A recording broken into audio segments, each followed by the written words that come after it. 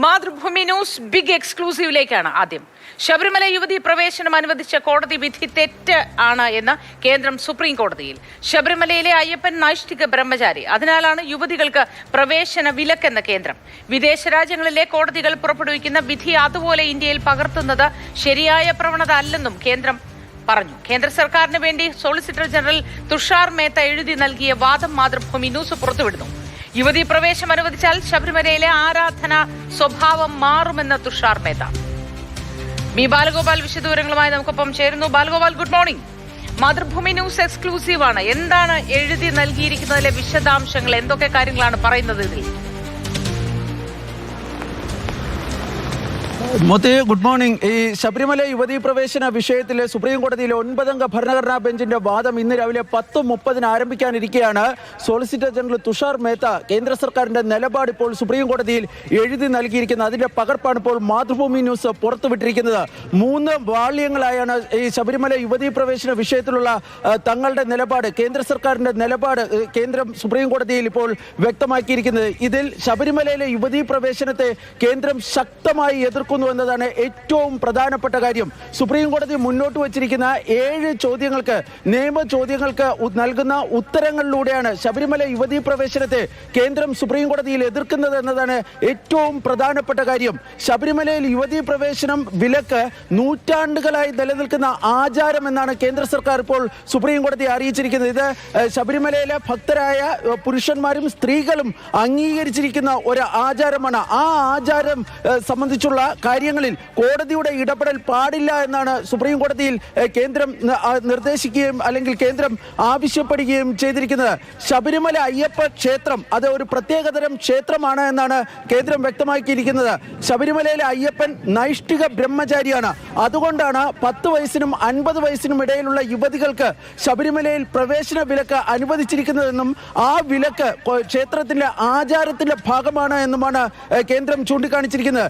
ഈ ആചാരത്തിൽ കോടതി ഇടപെടുകയാണെങ്കിൽ ശബരിമലയുടെ ആരാധനാ സ്വഭാവം മാറുമെന്ന ഗുരുതരമായ ഒരു ആശങ്കയും കേന്ദ്ര സർക്കാർ സുപ്രീം കോടതിയിൽ ഫയൽ ചെയ്തിരിക്കുന്ന ഈ എഴുതി നൽകിയിരിക്കുന്ന ഈ വാദങ്ങളിൽ ചൂണ്ടിക്കാണിക്കുകയും ചെയ്യുന്നുണ്ട്.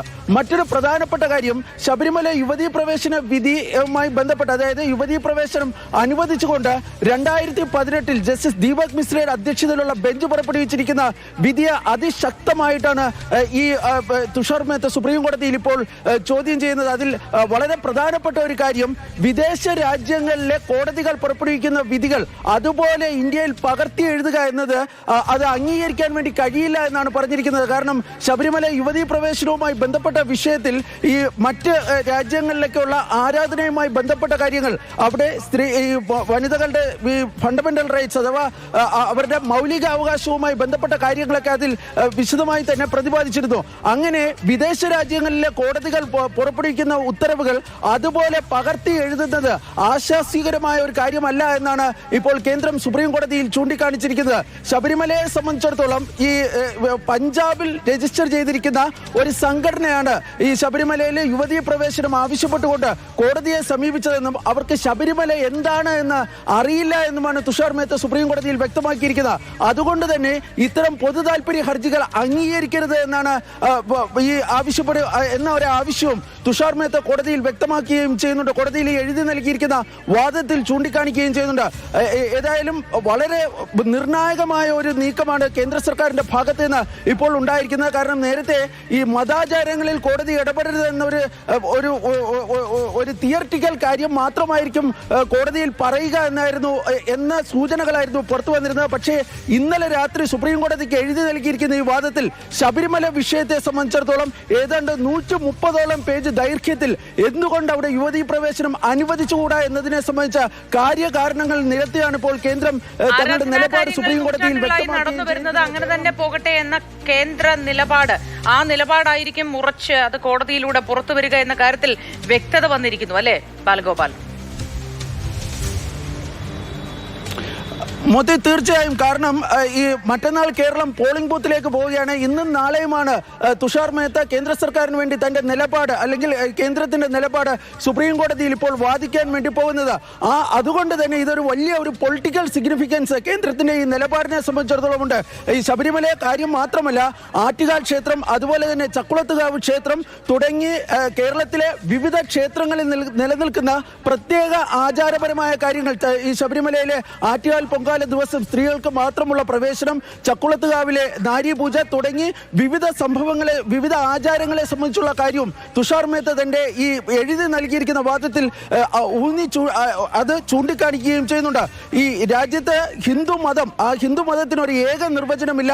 അതിലോരോ ഈ മതത്തിനെ സംബന്ധിച്ച് മതത്തിനുള്ളിൽ നിരവധി ആചാരങ്ങളുണ്ട്. ആ ആചാരങ്ങൾ പരിശോധിക്കുകയല്ല കോടതിയുടെ നിലപാട് അല്ലെങ്കിൽ കോടതിയുടെ ചുമതല എന്നാണ് തുഷാർ മേത്ത പറഞ്ഞിരിക്കുന്ന. ഫലത്തിൽ ഹിന്ദു മതത്തിലെ ആചാരങ്ങളിൽ കോടതികളുടെ ഇടപെടലിനെ ശക്തമായി എതിർക്കുന്ന അല്ലെങ്കിൽ ശക്തമായി വിമർശിക്കുന്ന ഒരു നിലപാടാണ് കേന്ദ്രം സുപ്രീം കോടതിയിൽ അറിയിക്കാൻ വേണ്ടി ഇപ്പോൾ പോകുന്നത്.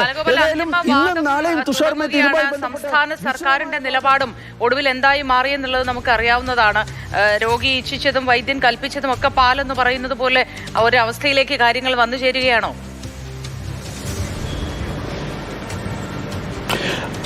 സംസ്ഥാന സർക്കാരിൻ്റെയും, അതായത് കഴിഞ്ഞ ദിവസം നമ്മൾ മാതൃഭൂമി ന്യൂസാണ് അക്കാര്യം ബ്രേക്ക് ചെയ്തത്. കാരണം ഇതിൽ സംസ്ഥാന സർക്കാരും ഏതാണ്ട് യുവതീ പ്രവേശനത്തെ എതിർക്കുന്നവർക്കൊപ്പം വാദം ഉന്നയിക്കാൻ, അതായത് തുഷാർ മേത്തയ്ക്കൊപ്പം തിരുവിതാംകൂർ ദേവസ്വം ബോർഡിനൊപ്പം വാദം ഉന്നയിക്കുവാൻ വേണ്ടി ഇപ്പോൾ തീരുമാനിച്ചിരിക്കുകയാണ്. അതിന് തങ്ങൾക്ക് അനുമതി നൽകണമെന്ന് ആവശ്യപ്പെട്ടുകൊണ്ട് സംസ്ഥാന സർക്കാരിൻ്റെ അഭിഭാഷകൻ ഇന്നലെ നോഡൽ കൗൺസിലിന് കത്ത് നൽകിയിരുന്നു. ആ കത്തും മാതൃഭൂമി ന്യൂസാണ് പുറത്തുവിട്ടത്. ഫലത്തിൽ സംസ്ഥാന സർക്കാരും കേന്ദ്ര സർക്കാരും യുവതീ പ്രവേശനത്തിന് ഒരുമിച്ച് എതിർക്കുന്ന ഒരു നിലപാടിന് ഒരു സാഹചര്യത്തിലേക്കാണ് ഇപ്പോൾ കാര്യങ്ങൾ നീങ്ങുന്നത്. പക്ഷേ സംസ്ഥാനം ഈ സുപ്രീം കോടതിയിൽ എഴുതി നൽകിയിരിക്കുന്ന വാദങ്ങളിൽ ഈ യുവതീ പ്രവേശനത്തിനെ എതിർത്തിരുന്നില്ല, അത് അനുകൂലിക്കുകയും ചെയ്തിരുന്നില്ല. പക്ഷേ കേന്ദ്രമാകട്ടെ, ഞാൻ പറഞ്ഞതുപോലെ തന്നെ 3 വാല്യങ്ങളിൽ 2ാം വാല്യം ഏതാണ്ട് പൂർണ്ണമായും 140-ലധികം പേജ് വരുന്ന ആ ഡോക്യുമെന്റാണ് ഇപ്പോൾ മാതൃഭൂമി ന്യൂസ് പുറത്തുവിടുന്നത്.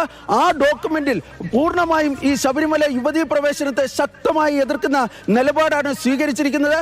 ഇതിനപ്പുറം, അതായത് ശബരിമലയിൽ ഒരു കാരണവശാലും യുവതീ പ്രവേശനം അനുവദിക്കരുതെന്നൊരു നിലപാടിന് പുറമെ 2018 വിധിയെ അതിനെ നഖശിതാന്തം എതിർക്കുന്ന ഒരു നിലപാട് കൂടി കേന്ദ്രം സുപ്രീം കോടതിയിൽ ഇപ്പോൾ സ്വീകരിക്കാൻ വേണ്ടി പോകുകയാണ്. സ്വാഭാവികമായും ഇത് മറ്റന്നാൾ നടക്കുന്ന പോളിംഗിനെ സ്വാധീനിക്കുമെന്ന ഒരു പ്രതീക്ഷ കേന്ദ്ര സർക്കാരിനെ സംബന്ധിച്ചിടത്തോളം ഉണ്ട്. അതുകൊണ്ട് തന്നെയാണ് ഓരോ ചോദ്യങ്ങൾക്കും എന്തുകൊണ്ട് ഇത് അനുവദിച്ചുകൂടാ, നൂറ്റാണ്ടുകളായി അത് അവിടെ നിലനിൽക്കുന്ന ആചാരം, അതിന് പുറമെ ഹിന്ദു ഏകദേശ ധാരണയെങ്കിലും ഉള്ളതുകൊണ്ടായിരിക്കും സംസ്ഥാന സർക്കാർ ഇതിനോടകം തന്നെ യുവതീ പ്രവേശനത്തെ അനുകൂലിക്കാത്ത തരത്തിൽ മതപണ്ഡിതന്മാരാണ് ആരാധനാലയങ്ങളിലെ കാര്യങ്ങൾ നോക്കേണ്ടതെന്നും എപ്പോഴും ഭക്തജനങ്ങൾക്കൊപ്പം നിൽക്കാനാണ് സംസ്ഥാനം താല്പര്യപ്പെടുന്നതെന്നും എന്നൊരു നിലപാടെടുത്തത് നേരത്തെ തന്നെ.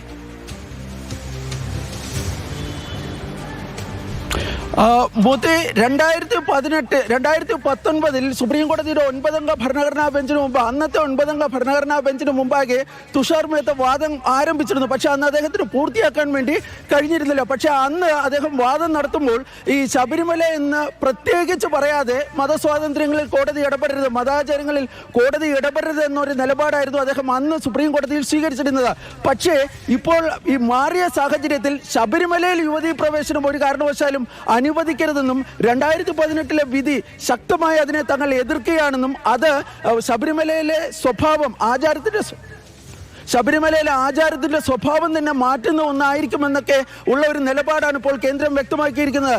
സ്വാഭാവികമായും മോദി സൂചിപ്പിച്ചതുപോലെ തന്നെ കേന്ദ്രം അതിശക്തമായ ഒരു നിലപാട് എടുക്കുമെന്ന് കേരളത്തിനും അറിയാമായിരുന്നു. അതുകൊണ്ടാകാം ഒരുപക്ഷെ കേരളവും അവസാന നിമിഷം തങ്ങളുടെ നിലപാടിൽ മാറ്റം വരുത്തിയതെന്ന് വേണം നമുക്ക് കരുതാൻ വേണ്ടി കഴിയുക.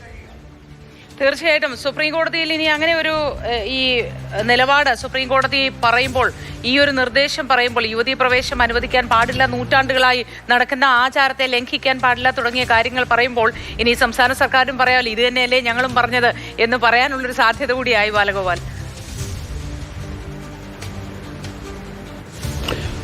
അങ്ങനെ സംസ്ഥാന സർക്കാർ പറയുമോ എന്ന കാര്യം നമുക്ക് അറിയില്ല. പക്ഷേ മോത്തി, ഇതിലെ ഈ ടൈമിംഗ്, അതായത് ആദ്യ 3 ദിവസം, ഇന്നും നാളെയും മറ്റന്നാളുമാണ് യുവതീ പ്രവേശനത്തെ എതിർക്കുന്നവരുടെ വാദം സുപ്രീം കോടതിയിൽ നടക്കാൻ വേണ്ടി പോകുന്നത്. ഈ 3 വാള്യങ്ങളായാണ് തുഷാർ മേത്ത തന്റെ വാദം എഴുതി നൽകിയിരിക്കുന്നത്. അദ്ദേഹം ഇന്നും നാളെയും പൂർണ്ണമായും ഈ കേന്ദ്ര സർക്കാരിന് വേണ്ടി ഈ വിഷയത്തിൽ സുപ്രീം കോടതിയിൽ തങ്ങളുടെ നിലപാട് വിശദീകരിക്കും, അല്ലെങ്കിൽ വാദിക്കുമെന്നാണ് അറിയിച്ചിട്ടുള്ളത്. 3ാമത്തെ ദിവസമാണ് കണ്ഠരര്, രാജീവര്, അതുപോലെ തന്നെ ഇപ്പോഴത്തെ ടൈം ഷെഡ്യൂൾ പ്രകാരം കണ്ഠരര്, രാജീവര്, അതുപോലെ തിരുവിതാംകൂർ ദേവസ്വം ബോർഡ് തുടങ്ങിയ മറ്റു കക്ഷികളുടെ വാദം ആരംഭിക്കുന്നത്. ഇതിനു മുമ്പായി, തിരുവിതാംകൂർ ദേവസ്വം ബോർഡിന്റെ വാദത്തിനു മുമ്പായി തങ്ങളുടെ വാദം അനുവദിക്കണമെന്നതാണ് കേരളം സുപ്രീം കോടതി നോഡൽ കൗൺസിലിനോട് ആവശ്യപ്പെട്ടിരിക്കുന്നത്. അങ്ങനെ വരികയാണെങ്കിൽ മോത്തി ഉൾപ്പെടെ തെരഞ്ഞെടുപ്പിന് പോളിംഗ് ബൂത്തിലേക്ക് പോകുന്ന സമയത്ത് കേരളത്തിനെ സംബന്ധിച്ചിടത്തോളം അതിനിർണായകമായി ഈ കേസിൽ സംസ്ഥാന സർക്കാർ തങ്ങളുടെ നിലപാട് കോടതിയിൽ വ്യക്തമാക്കുന്നതായിരിക്കും. അതിലേറ്റവും പ്രധാനപ്പെട്ടത് യുവതീ പ്രവേശനത്തെ എതിർക്കുമോ അനുകൂലിക്കുമോ എന്നതിനപ്പുറം യുവതീ പ്രവേശനത്തിനുമായി ബന്ധപ്പെട്ട് നൽകിയിരിക്കുന്ന പുനഃപരിശോധനാ ഹർജികളിലെ നിലപാടിനെ തങ്ങൾ പിന്തുണയ്ക്കുന്നു, ആ വിധി പുനഃപരിശോധിക്കേണ്ടതാണ് എന്ന നിലപാട് കേരളം സുപ്രീം കോടതിയെ അറിയിക്കുവാൻ വേണ്ടി തീരുമാനിച്ചിട്ടുണ്ട്. അതായിരിക്കും മറ്റന്നാൾ സംസ്ഥാന സർക്കാരിന് വേണ്ടി സീനിയർ അഭിഭാഷകൻ ജയ്ദീപ് ഗുപ്ത സുപ്രീം കോടതിയെ അറിയിക്കുവാൻ വേണ്ടി പോകുന്നത്.